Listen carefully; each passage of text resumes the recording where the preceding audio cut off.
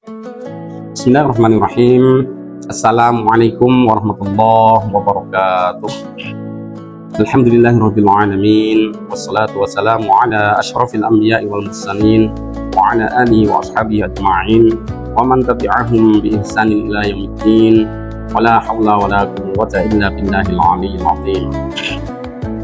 Watifillah rahimakumullah, ayah bunda yang berbahagia, tentu saja kita bersyukur kepada Allah Subhanahu wa taala atas limpahan nikmat yang diberikan kepada kita semuanya, nikmat iman, nikmat Islam, kemudian juga kita diberi amanah yang begitu besar, yakni kita bisa mendapatkan atau berupa keluarga dan anak-anak yang mana merupakan titipan Allah Subhanahu wa taala yang nantinya merupakan amanah besar untuk kita semuanya agar kita bisa menumbuh kembangkan dengan baik, tentunya seperti itu. Kemudian salawat dan salam semoga senantiasa tercurah kepada Nabi Muhammad sallallahu alaihi wasallam. Beliau adalah teladan terbaik sepanjang masa dalam berbagai aspek kehidupan, khususnya adalah ketika membangun keluarga yang penuh dengan keimanan, kasih sayang, dan juga ketakwaan.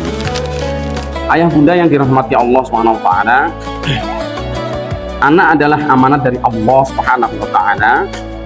Mereka bukan sekedar titipan yang harus dipenuhi kebutuhan fisiknya, tetapi juga harus dipenuhi kebutuhan jiwa mereka.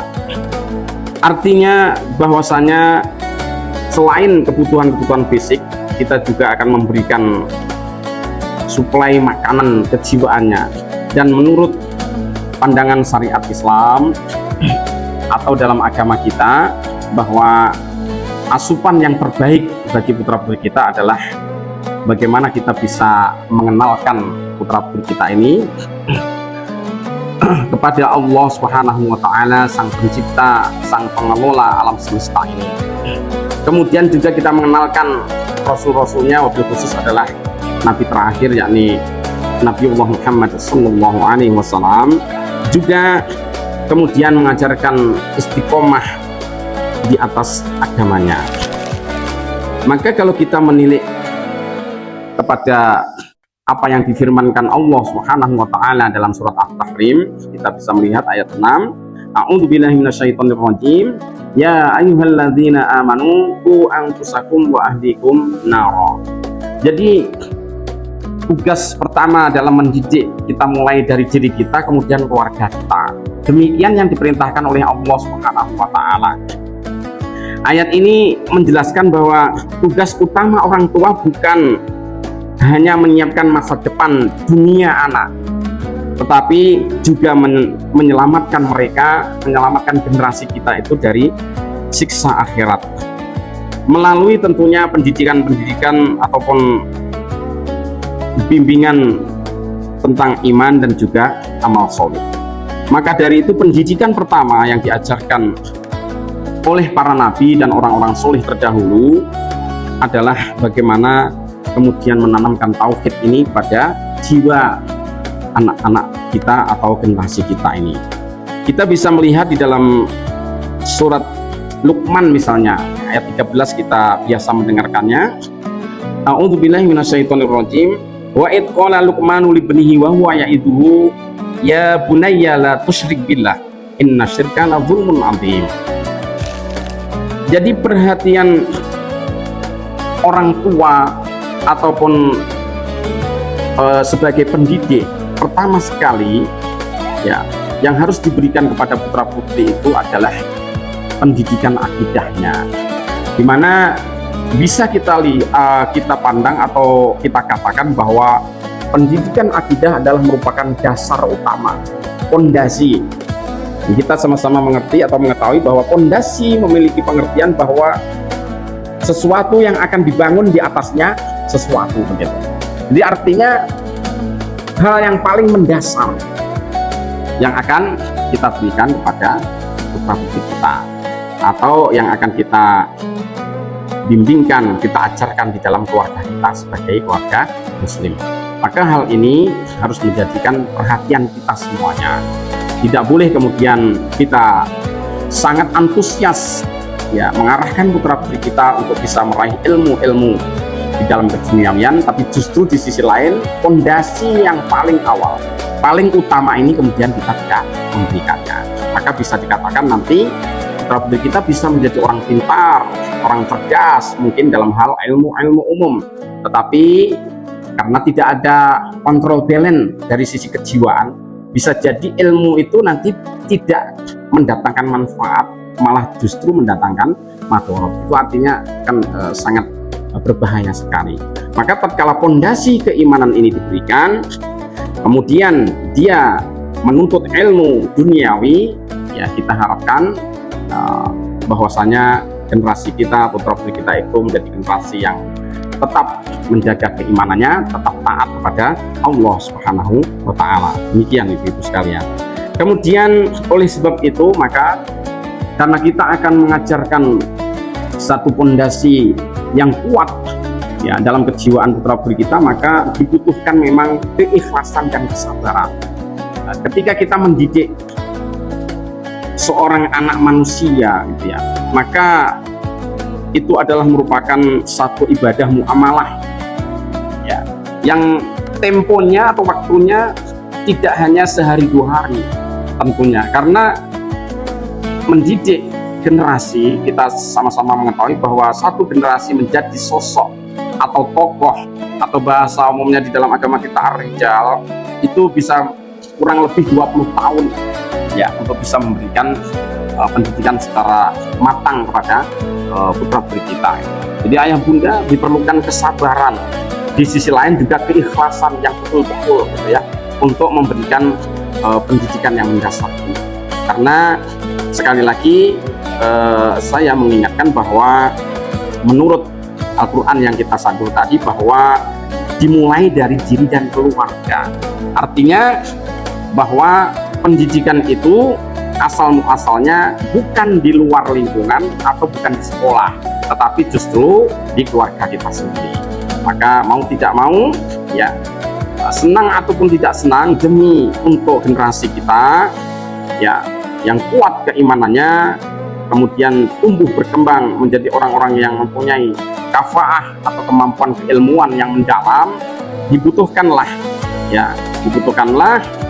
oleh kita ini yaitu kesabaran dan juga keikhlasan. Ikhlas dalam artian di sini bahwa apapun yang kita alami di dalam melakukan pendidikan di rumah tangga kita ini, semuanya itu adalah karena pertama perintah dari Allah Subhanahu wa Ta'ala, kemudian yang kedua bahwa kita ingin mengharapkan pahala atau ladang amal ya, karena memang Allah menjanjikan bahwa sesungguhnya anak-anak kita, harta-harta kita itu adalah fitnah, tetapi Allahu indahu ajrun azim, dan di sisi Allah lah ada pahala yang besar, ada balasan yang baik ya, balasan yang begitu melimpah tatkala kita ikhlas dalam menjalani tugas untuk mencerdaskan dan juga membekali dengan ilmu-ilmu bagi putra-putri kita, baik itu sekali lagi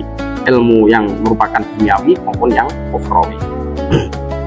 Dan kemudian Rasulullah SAW mengingatkan bahwa kullu mauludin yuladu alal fitrah, tiap seorang anak terlahir maka terlahir dalam kondisi fitrah, terlahir dalam kondisi suci.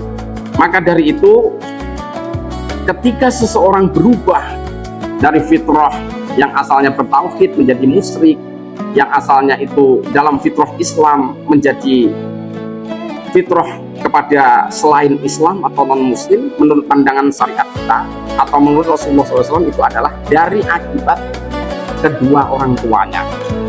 Maka beliau menyandarkan fa'abawahu, maka kedua orang tuanya lah yuhawidanihi, yang akan menjadikan dia seorang Yahudi, au yunasironihi, ataukah dia menjadi Nasrani, au yumajjisanihi, ataukah dia menjadi seorang Yahudi, begitu. Demikian maaf menjadi majusi begitu. Ini diriwayatkan oleh Imam Bukhari dan Muslim. Kemudian maka karena ini adalah tugas yang mungkin panjang, ya, berliku dan juga penuh dengan rintangan, ikhtiar kita harus lebih kuat lagi. Kemudian di sisi lain tentu kita akan bertawakal. Artinya setelah kita mengusahakan sedemikian rupa konsep-konsep pendidikan ini sesuai dengan apa yang diajarkan oleh Allah dan Rasulnya, kemudian ikhtiar kita ini kita tawakalkan kepada Allah Subhanahu wa Ta'ala.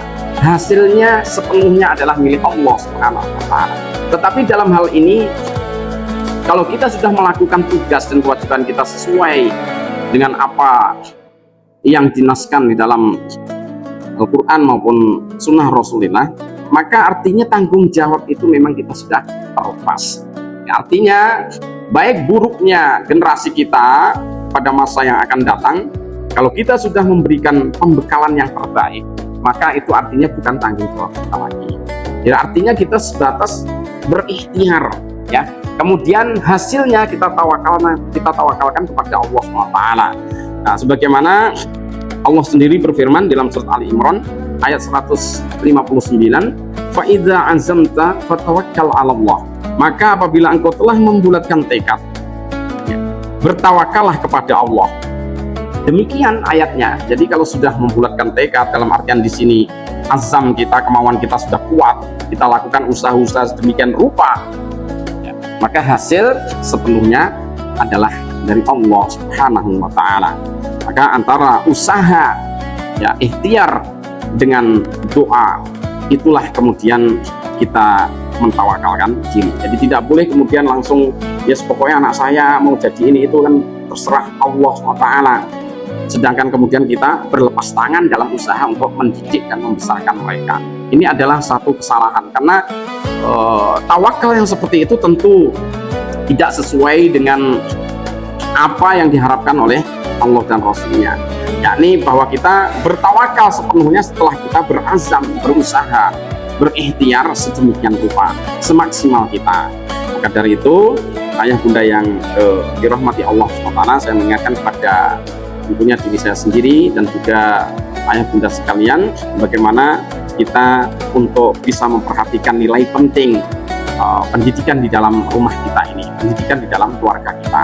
Sekali lagi, terutama sekali ya dalam sesi yang pertama ini adalah bahwa bagaimana kita menanamkan nilai-nilai akidah, nilai-nilai makanan kejiwaan putra putri kita sebelum ya kemudian juga kita memberikan pembekalan-pembekalan tentang ilmu-ilmu dunia.